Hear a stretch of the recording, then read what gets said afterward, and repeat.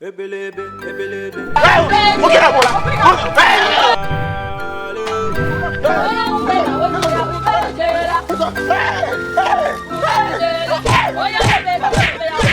Papa ya na em. Ha? Iji gbachu nwaza nkita ha do m n'ọnọdụ anọ. Hey! Mbe emesi nwaza ike. Iri ya ike. Nigi. Mwashi, ima. Ona asi kujisi aka na ba asụmasụ ka nsiele onye maka ama m masị onye. Ụka dị mee. Gwe ngaji na abụka ihe. Onye ka kujiri aka chukwu na mgbọgọ.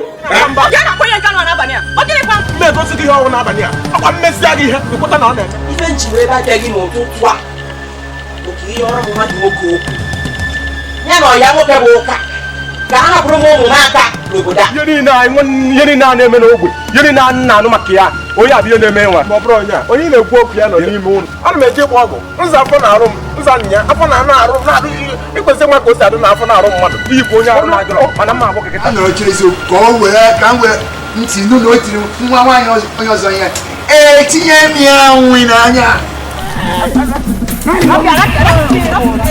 Ọ bara bụ ụra.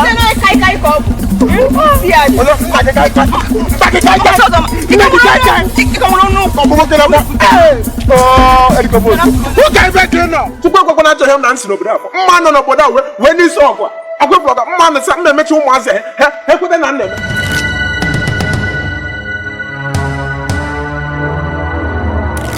Bịa ụka kedu nke a bụzi ihe ụlọ webata na mpio ụka Azụrụ obe nke na boke.